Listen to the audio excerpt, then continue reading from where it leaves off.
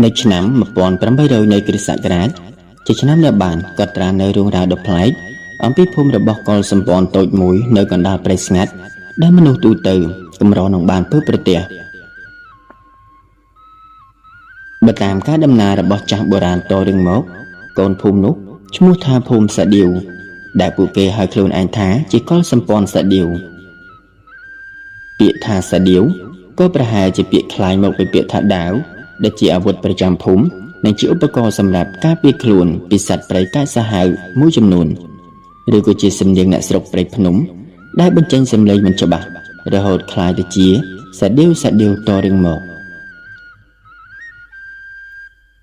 ប៉ុន្តែទោះជាយ៉ាងណាក៏ដោយក៏គ្មានឯកសារណាមួយបានបញ្ជាក់ច្បាស់នោះទេភូមិសាឌីវរស់នៅដាច់ឆ្ងាយពីស្រុកដទៃតាមបណ្ដោយព្រៃជ្រៅនាភូមិភាគឦសានប្រទេស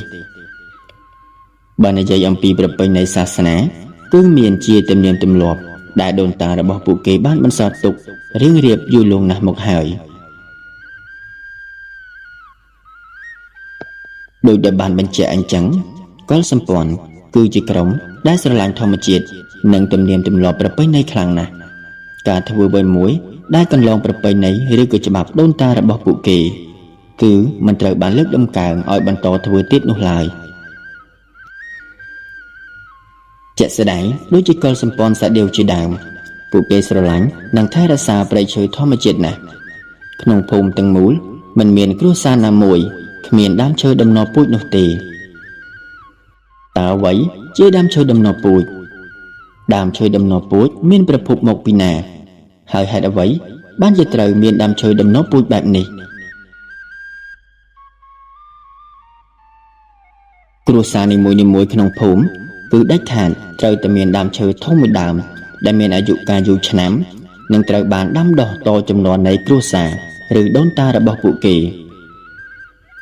ដូនតាចំនួនដើមចូលចិត្តជ្រើសរើសយកដើមឈើធំដាំទុកដើម្បីឲ្យកូនចៅចំនួនក្រោយថែរក្សាក៏ដូចជាការបង្ហាញថាគ្រួសារណាមួយមានវ័យចំណាស់ជាងគេពួកគេអាចមើលសម្គាល់ដឹងតាមរយៈដើមឈើធំដែលដុះតាមទីធ្លាផ្ទះនីមួយៗមានដូចជាដើមស្ពង់ដើមពោធិ៍ព្រៃដើមជ្រៃនិងប្រភេទឈើខ្លឹមមួយចំនួនដូចជាកកោះស្រឡៅនិងនួនឡោកជើងចាបនិងឈើដែលដូនតាភាគច្រើនបានបន្សល់ទុកជាដំណពូជនោះគឺច័ន្ទក្រស្នាឬក៏អាចហៅបានដោយខ្លីថាខ្លឹមច័ន្ទនោះឯងបើគ្រួសារណាមួយមិនបានថែរក្សាដើមឈើដំណពូជឲ្យល្អនោះទេគឺត្រូវបានព្រះម្ចាស់ព្រៃដាក់ទោសដ៏ធ្ងន់ធ្ងរបំផុតដែលទោសទាំងនោះអាចត្រូវបំបរបងចេញពីភូមិឬក៏ត្រូវរត់ទៅរស់នៅក្នុងព្រៃអាគមចំនួន7ថ្ងៃព្រះម្ចាស់ព្រៃគឺសំដៅទៅលើមេកន្ទ្រាញដែលមើលការខុសត្រូវក្នុងភូមិទាំងមូល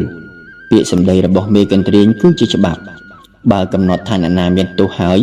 គឺមិនអាចប្រកែកបានឡើយនិងទទួលខុសត្រូវទោសតាមអ្វីដែលបានកំណត់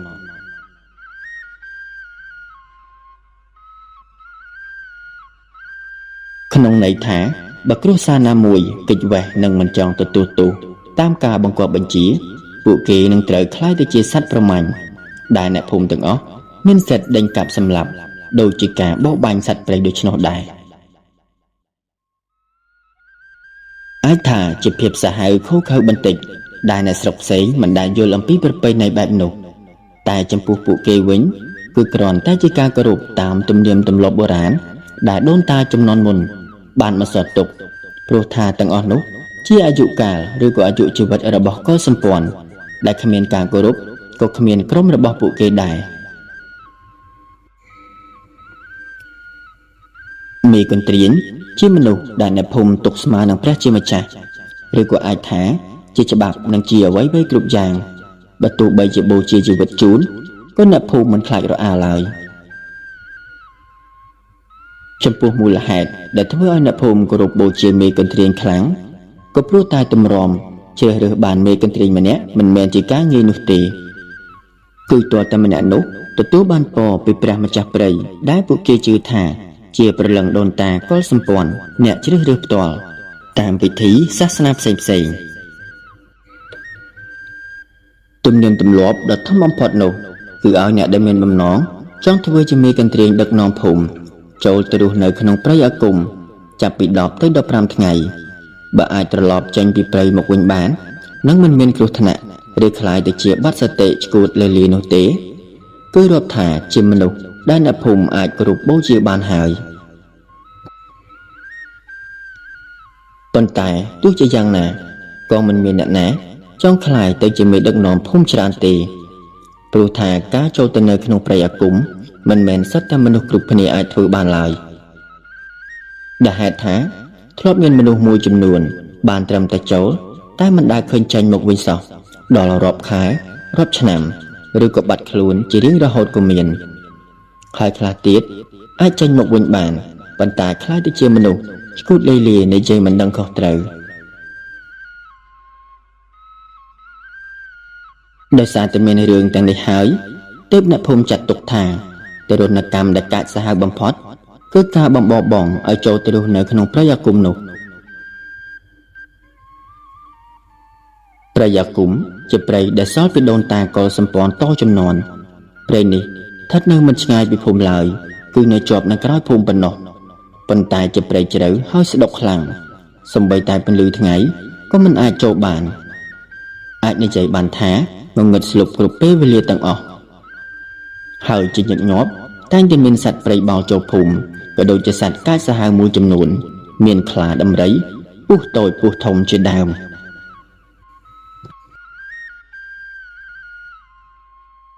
ឪរ៉ៃឪសាននិងឪផៃគាត់ទាំង3នាក់គឺជាមេកន្ទ្រាងធំដែលអ្នកភូមិគោរពស្មើព្រះជាម្ចាស់គាត់ទាំង3នាក់ត្រូវបានដូនតាឬពពកបរោះជ្រើសរើសតាំងពីគាត់មានអាយុប្រមាណជា20ឆ្នាំមកម្ល៉េះសពថ្ងៃឪរ៉ៃមានអាយុ70ឆ្នាំហើយនឹងត្រូវបន្តដឹកនាំភូមិមើលការខុសត្រូវជាមួយឪសាននិងឪផៃដោយសារតែវ័យវុទ្ធិចម្រើនជាងគេនិងមានបទពិសោធន៍យូរយារមកហើយក្នុងការដឹកនាំភូមិស្រុកទើបគាត់ទទួលបានងារជាម្ចាស់ព្រៃទី1ដែលអ្នកភូមិគោរពខ្លាចរអានិងមិនហ៊ានសូម្បីតែមើលមកចំ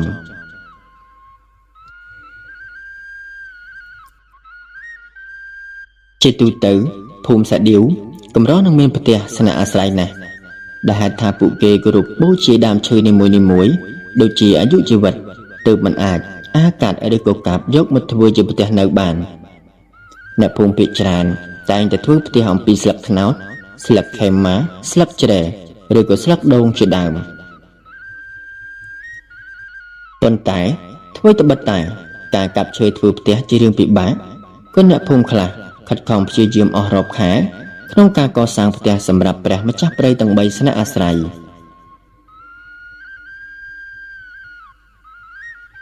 បើយើងដើរទៅក្រៅភូមិឆ្ងាយបន្តិចនៅក្បែរនឹងព្រៃអាគមគេឃើញមានផ្ទះដ៏ធំសម្បើមមួយខ្នងសាងសង់ឡើងពីឈើធំធំដែលមានបន្ទះក្តារក្រាស់ក្រាស់សសរដូចជាយកឈើមួយដើមមកតម្រៀបគ្នាប្រមាណជា15ដើមខ្ពស់ផុតពីដីនិងគ្មានក្បាច់រចនាអ្វីច្រើនឡើយដំបូលដែលប្រក់ជិតឈឹងដោយស្លឹកត្នោតដោតចាក់លាយឡំជាមួយនឹងស្លឹកដូងខ្លះប៉ះបិទជុំវិញដោយបន្ទះរាសីស្ដាងខ្លះដោយអន្លើផ្ទះដែលព្រះម្ចាស់ព្រៃទាំង3ស្នាក់នៅនេះត្រូវបានអ្នកភូមិហាមប្រាមមិនឲ្យមនុស្សទូទៅមកក្បែរឬក៏ឡើងទៅលើដាច់ខាតបើយកបាយទឹកមកជូនមេកន្ទ្រាងគឺគ្រាន់តែដាក់គ្របក្រិនឲ្យស្អាតបាតនៅខាងមុខផ្ទះប៉ុណ្ណោះគ្មាននរណាម្នាក់ដែលអាចឈានជើងឡើងទៅលើផ្ទះនោះបានជាដាច់ខាតចំពោះអ្នកភូមិខ្លះចាស់ស្លាប់ទៅវិញទៅហើយក៏នៅតែមិនអាចសម្បីតែបានឃើញផ្ទាល់ភ្នែកនៅសភាពខាងលើផ្ទះរបស់ព្រះម្ចាស់ព្រៃម្ដងឡើយ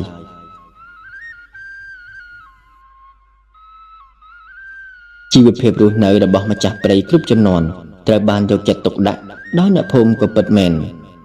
ប៉ុន្តែគ្មាននរណាម្នាក់បានឃើញពីអាការៈរស់នៅរបស់ពួកគាត់ទេសម្បីតែងូតទឹកក៏អ្នកភូមិមិនដឹងថាម្ចាស់ព្រៃងូតពេលណានោះដែរ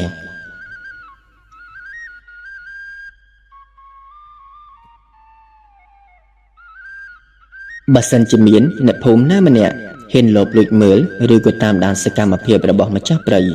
ក៏រាប់បានថាជាការល្មើសច្បាប់និងអាចជាប់ទោសបានដែរតែក៏គ្មានអ្នកណាហ៊ានធ្វើបែបនោះឡើយព្រោះម្នាក់ៗយល់ថាការធ្វើបែបនោះជាអំពើបាបដែលអាចត្រូវដាក់ទោសដោយប្រឡងពពកបរោះដែលធ្វើឲ្យពួកគេឈឺធ្ងន់ក៏មានដែរ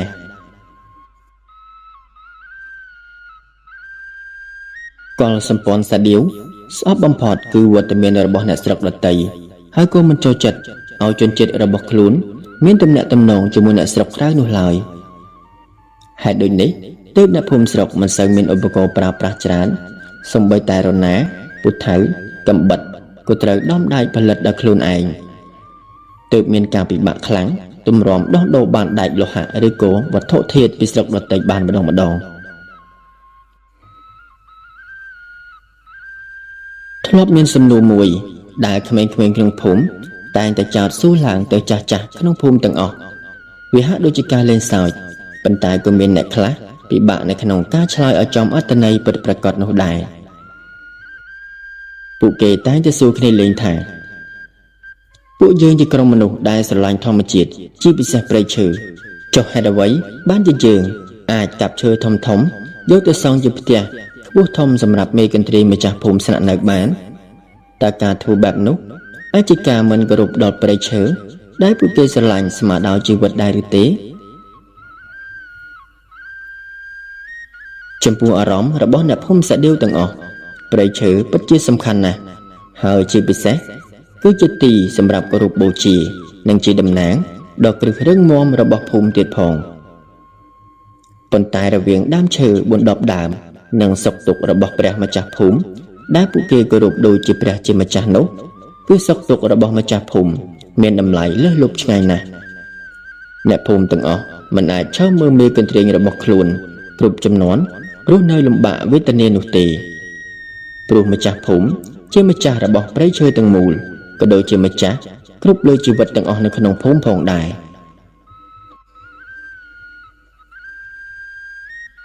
នាវេលាព្រឹកមួយក្មេងៗក្នុងភូមិមានគ្នាប្រមាណជា5នាក់បានចេញទៅបោបាញ់នៅក្បែរនឹងព្រៃអាគមពួកគេបានរកត្រីសាច់មួយចំនួនមានទន្សាយព្រៃក្តាន់ញ៉ែងតូចកូនជ្រូកព្រៃនិងមានពពួកសត្វស្លាបមួយចំនួនផងដែរ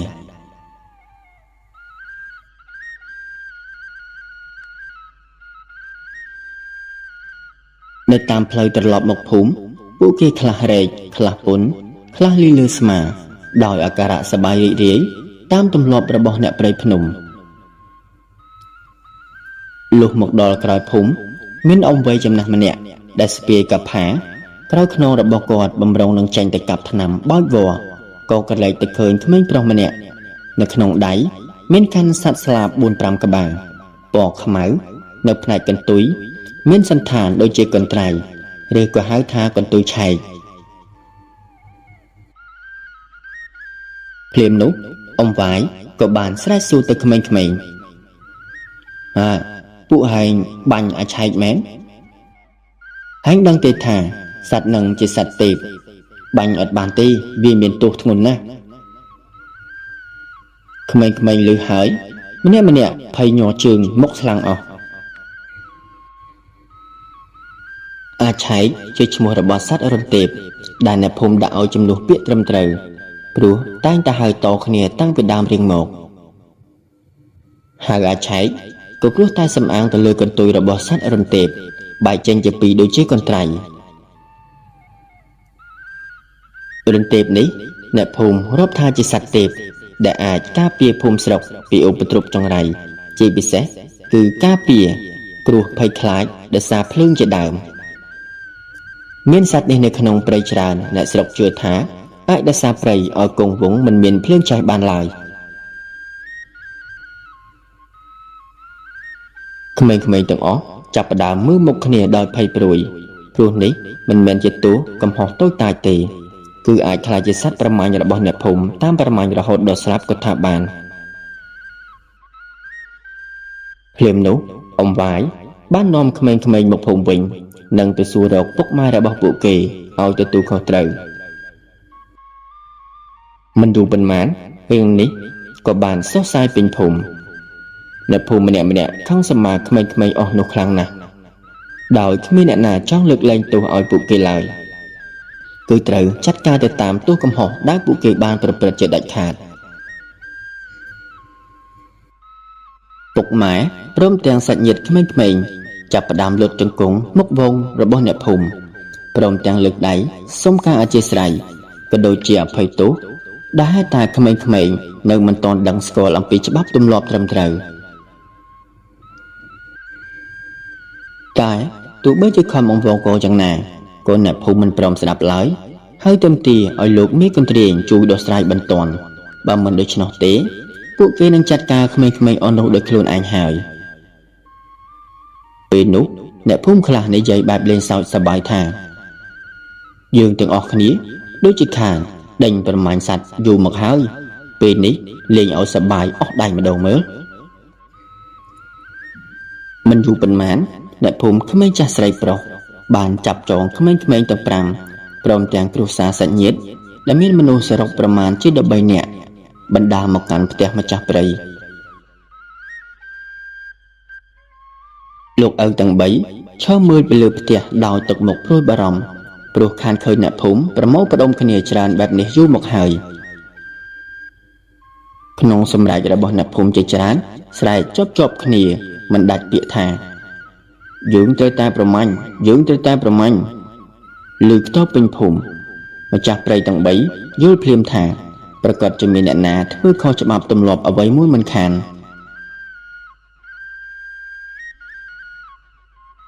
លោកឪសូមជួយកាត់ក្តីចំពោះរឿងនេះផងពូម្នាក់និយាយទៅកាន់លោកឪដែលនៅលើផ្ទះលោកឪទាំង3សម្លឹងទៅមនុស្សជាច្រើនដែលត្រូវគេចងដោយវល្លិផ្ដៅឪរ៉ៃក៏ចាប់មានប្រសាសន៍ឡើងមានរឿងអីកូនចៅទាំងអស់គ្នាហើយមិនបានជាចងគ្នាច្រើនដល់ម្លឹងអ៊ំវាយដែលដឹងរឿងមុនគេលើកដៃសំពះដោយគោរពទៅឪរ៉ៃហើយក៏និយាយថាពួកក្មេងៗអស់នេះបានសម្លាប់សត្វទេពអស់8ក្បាលលោកឪសត្វទេពជាសត្វជួយរក្សាការពារព្រៃសូម្បីសម្លាប់តែមួយក្បាលក៏មិនបានផងចុះនេះសម្លាប់ម្ដងអស់8ក្បាល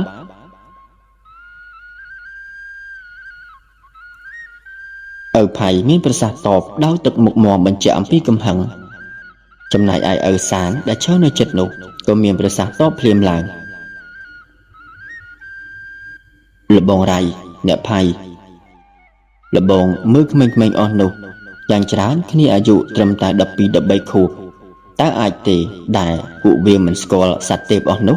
ហើយបានជាជ្រុលដៃសម្លាប់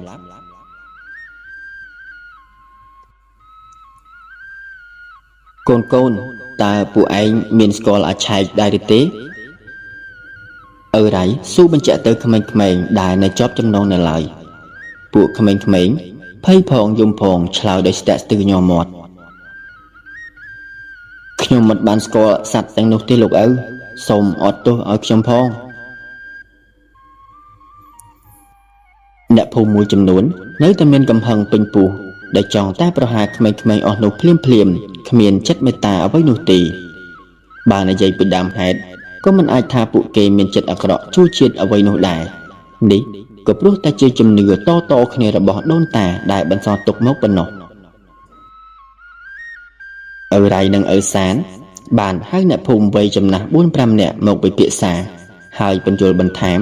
អំពីទោសកំហុសរបស់ក្មេងៗសូមអ្នកទាំងអស់គ្នាកុំបង្កើតទោសកំហុសបន្តទៀតអីរឿងក្មេងៗពួកវាបានជាខុសទៅហើយម្យ៉ាងទៀតពួកវាមិនមានចេតនាក្នុងការល្មើសធ្ងន់ធ្ងរបែបនេះនោះទេឪរ៉ៃមានប្រសាសន៍ប្រាប់ទៅអ្នកភូមិហើយក៏បន្តថាមកពីគ្នាមិនទាន់ស្គាល់ទៅបែបនេះដើមហេតុមកពីគ្នាល្ងងដូច្នេះក្នុងនាមយើងជាចាស់ទុំត្រូវស្ដីប្រាប់គ្នាសិនបើលើកក្រោយវានៅតែមិនស្ដាប់ទៀតចាំដាក់ទោសតាមគំនិតរបស់អ្នកទាំងអស់គ្នាចុះ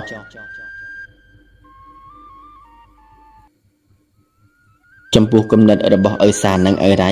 ដូចគ្នាដោយយល់ស្របព្រោះថាពិចារណាទៅគឺមកពីគ្នាមិនដឹងបើយកទោសបី អ្នកភូមិទាំងអស់ក៏មានទោសដែរព្រោះមិនបានព្រានប្រដៅក្មេងពេលនោះអ្នកខ្លះក៏យល់ស្របតែអ្នកខ្លះទៀតនៅតែចិញ្ចឹមចិត្តធ្វើតាមច្បាប់ភូមិដែលមានតែទោះបីជាយ៉ាងណាក៏គ្មានអ្នកណាហាស្ដីថាដូចម្ដេចទេព្រោះនេះជាសម្ដីរបស់ម្ចាស់ភូមិទៅហើយបើអ្នកទាំងអស់គ្នានៅតែមិនអស់ចិត្តទៀតខ្ញុំសូមយកជីវិតរបស់ខ្ញុំមកធានាពួកគេចុះឪរ៉ៃមានប្រសាសន៍ទៅអ្នកភូមិព្រោះឃើញថាមានអ្នកខ្លះមិនពេញចិត្តចំពោះការកាត់សេចក្តីនេះឪរ៉ៃក៏បន្តថាបើមានបញ្ហាអ្វីធ្ងន់ធ្ងរខ្ញុំទទួលខុសត្រូវចុះតើប៉ុណ្ណឹងអ្នកទាំងអស់គ្នាសុខចិត្តទេដោយជាពាក្យសម្ដីរបស់ព្រះម្ចាស់ព្រៃទៅហើយនោះទោះបីជាមិនពេញចិត្តក៏គ្មានអ្នកណាហ៊ានតបតថាដូចម្ដេចឡើយនឹងបានត្រឹមតែស្រាយចំណងឲ្យក្មេងៗព្រមទាំងសាច់ញាតិដោយទើសទាល់បំផុតក្មេងៗព្រមទាំងសាច់ញាតិទាំងអស់ស្ទុះរត់មកថ្វាយបង្គំលោកឪទាំង3ដោយត្រេកអរជាបន្លឹកនិងរកពាក្យមកថ្លែងអំណរអរគុណគ្មានឡើយដែលបានត្រឹមតែឈរយំដាក់គ្នាទៅវិញទៅមកប៉ុណ្ណោះ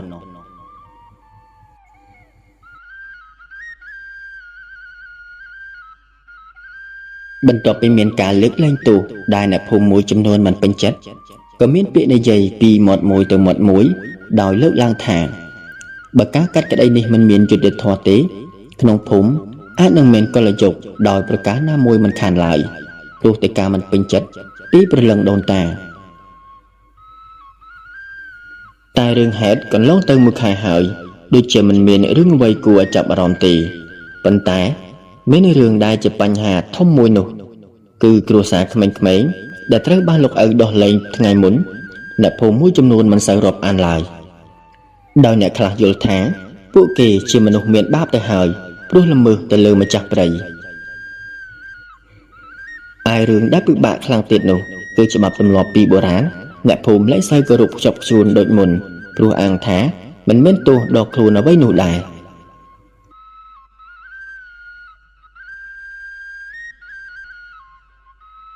នាវេលាព្រះសូរិយាមិនទាន់រះផុតចុងព្រឹកព្រៃនៅឡើយដែលជះពន្លឺភ្លឺល្អះល្អះដល់កន្លែងតែប៉ុណ្ណោះមន់ព្រៃដែលបានមាត់បានកជាងគេក៏នៅតែស្រែកជំទាវចេញពីព្រៃក្បែរភូមិមួយតាមទម្លាប់ដាស់អ្នកភូមិស្រុកឲ្យភ្ញាក់ពីដំណេកមិនយូរប៉ុន្មានព្រៃឈើដែលដុះនៅក្បែរភូមិភាគខាងជើងក៏ចាប់ផ្ដើមឆាបឆេះឡើងដោយមិនដឹងមូលហេតុចំពេលដែលអ្នកភូមិកំពុងតែលងលក់ផងគ្មានអ្នកណាម្នាក់អើពើទេព្រៃឈើក៏នៅតែបន្តឆេះធ្វើឲ្យអ្នកភូមិខ្លះរត់នឹងស្រែករកជំនួយភ្លាមសំឡេងប្រកោកប្រកាសពីអ្នកភូមិដែលមានផ្ទះនៅក្បែរនោះធ្វើឲ្យផ្អើលដល់ភូមិទាំងមូលមិនយូរប៉ុន្មានភ្លើងក៏ថមថយទៅវិញដោយមិនមានបង្កឲ្យអ្នកណាម្នាក់រងរបួសគ្រោះថ្នាក់ឡើយនៅពេលនោះដែរអ្នកភូមិខ្លះក៏និយាយឡើងថាវាជាប្រផ្នូលមិនល្អអាចថាជាការដាក់ទោសពីដូនតាក៏ថាបានអ្នកខ្លះក៏បានដើរពិនិត្យមើលក៏នៅតែមិនដឹងអំពីប្រភពបញ្ហាដែលបាននាំឲ្យភ្លើងឆេះម្នាក់រត់ទៅដាក់បន្ទុកទៅលើគ្រួសារក្មេងៗទាំងនោះដោយមានអ្នកខ្លះទៀតស្ដីថាឲ្យពួកគេជាមនុស្សចង្រៃទៀតផងដោយពិបាកទ្រាំនឹងជីវភាពបែបនេះពេកពួកគេក៏សម្រេចចិត្តចេញពីភូមិទៅនៅខាងស្រុកក្រៅដោយមិនមានការសុំអនុញ្ញាតពីម្ចាស់ព្រៃឡើយព្រោះថាបើសុំក៏ម្ចាស់ព្រៃមិនអនុញ្ញាតឲ្យចេញពីភូមិដែរហើយអាចខុសប្រពៃណីនិងអាចក្លាយទៅជាសត្វប្រមាញ់របស់អ្នកភូមិក៏ថាបាននៅទីជំនុំមួយក្បែរផ្ទះរបស់អ្នកភូមិម្នាក់ក្រោមដើមជ្រៃដ៏ធំមួយដើមអ្នកភូមិ 5-6 នាក់កំពុងតែជជែកវិញញែកអំពីហេតុការណ៍ដែលបានកើតឡើងកាលពីព្រឹកមិញនេះពូម្នាក់លើកឡើងដោយសម្ដីច្បាស់ខ្ញុំគិតថាដូនតាប្រកាសជាខឹងនឹងក្មេងៗទាំងនោះហើយស្រុកពេលនេះពួកគេបានរត់គេចខ្លួនមិនបាននៅទទួលទោសទៀតតើឲ្យពួកយើងគួរដោះស្រាយយ៉ាងម៉េចទៅលោកអ៊ំជ្រេទៅដោយវ័យមានប្រសាសន៍តណែអ្នកទាំងអស់គ្នាតាមមើលពពកបរោះមិនបានខឹងនឹងក្មេងៗដែលសម្លាប់សត្វនោះទេ គឺពួកគាត់ប្រហែលជាខឹងនឹងអ្នកដែលកាត់ក្តីហើយព្រោះមិនបានដាក់ទោសក្មេងៗទាំងអស់នោះឲ្យត្រឹមត្រូវតាមច្បាប់មនុស្សដែលនៅក្នុងជំនុំទាំងអស់សម្លឹងមុខគ្នាទៅមកព្រោះទំនងដឹងថាអ៊ំប្រុសចង់សម្ដៅទៅលើអ្នកណាហើយបរិះម្នាក់ក៏និយាយកាត់ទេអ៊ំកុំនិយាយឲ្យពាក់ព័ន្ធដល់លោកឪអីតាំងពីដើមរឿងមកលោកឪមានចិត្តសប្បុរសណាស់បើយើងទាំងអស់គ្នាសង្ស័យលើលោកខ្លាចតែព្រលឹងដូនតាដាក់ទោសទេក្មួយបើព្រលឹងដូនតាអាចដាក់ទោសក៏ដាក់ទោសយើងមិនបានដែរគួរតែដាក់ទោសដល់អ្នកដែលធ្វើខុសពិតប្រាកដអ៊ំប្រុសនិយាយកាត់និងបន្តថាការឆេះព្រៃលើកនេះជាសញ្ញាបញ្ជាក់ថាការកាត់ក្តីរបស់លោកឪពេលនេះមិនត្រឹមត្រូវទេអ្នកភូមិគេនិយាយអញ្ចឹងសឹងតែគ្រប់គ្នានឹង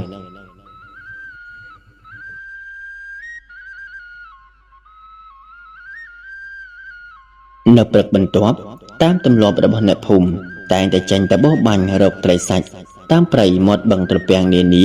ក្បែរភូមិលុះថ្ងៃជ្រេកបន្តិចមានអ្នកខ្លះបានត្រឡប់មកភូមិវិញដែលមានសត្វព្រៃខ្លះបន្លែព្រៃខ្លះឬឈើឬកមើមឈើមួយចំនួនសម្រាប់ជាថ្នាំសង្កូវផ្សេងក្នុងចំណោមអ្នកភូមិក្មេងចាស់គេក៏ឃើញមានគ្រួសាររបស់មេកន្ទ្រីម្ចាស់ភូមិគឺគ្រួសាររបស់ឪផៃផងដែរពេលនោះពូខូនដែលជាប្អូនបង្កើតរបស់ឪផៃកំពុងតែសែងសាច់ផ្លូវដំរីតូចមួយប្រមាណជា50គីឡូដើរចូលភូមិបើតាមការស្មានកូនដំរីនោះប្រហែលជាទើបនឹងកើតបានប៉ុន្មានថ្ងៃប៉ុណ្ណោះមនុស្សគ្រប់គ្នាតាមសំណងពូខូនមិនដាក់ភ្នែកភ្លាមនោះពូខូនគាត់ក៏ខំបកស្រាយថាកូនអាស្លូតវាជាប់ផងងាប់នៅក្នុងត្រពាំងទឹកទីកុំយល់ច្រឡំថាខ្ញុំសម្លាប់អាស្លូតឲ្យសោះ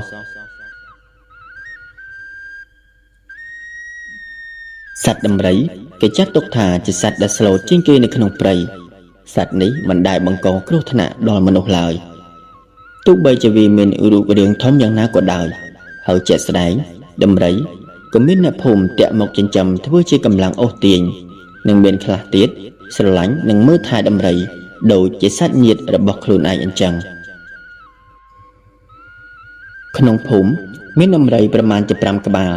ដែលអ្នកភូមិមើលថែទុកសម្រាប់ដឹកនាំនិងធ្វើដំណើរទៅកាន់ផ្លូវឆ្ងាយជាដើមដោយសារតែដំរីជាសត្វស្លូតតែមានអំណាចអាចគ្រប់គ្រងព្រៃបានទើបអ្នកភូមិប្រៀបប្រដូចទៅមេកន្ទ្រាញធំគឺឪរ៉ៃដែលយោងទៅលើកាយវិការយឺតមួយនិងដំណើរដូចគ្នាបេះដាក់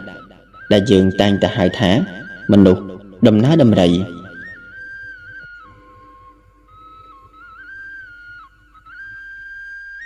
នៅវេលាប្រលប់បន្តិចអ្នកភូមិប្រុសស្រីខ្លះក្នុងដៃកាន់គប់ភ្លើងដឹកនាំគ្នាក្នុងមួយក្រុមមនុស្សប្រមាណជា30នាក់សម្ដៅទៅរកព្រះសដៀវឲ្យធ្វើតាមច្បាប់ព្រោះពូខនបានសម្លាប់សត្វព្រៃខុសប្រពៃណីភូមិមនុស្សម្នាជាច្រើនខំសម្បត្តិទៅកាន់គ្រួសារឪផៃជាខ្លាំងមិនដូចលើកមុនទីក្រុមក្មេងៗបានធ្វើនោះឡើយព្រោះអីពួកក្មេងៗវាមិនទាន់ដឹងក្តីគ្រប់ជ្រុងជ្រោយតែលើកនេះជាមនុស្សចាស់ហើយបានតាំងខ្លួនថាជាអ្នកគោរពប្រពៃណីខ្ជាប់ខ្ជួនទៀតផង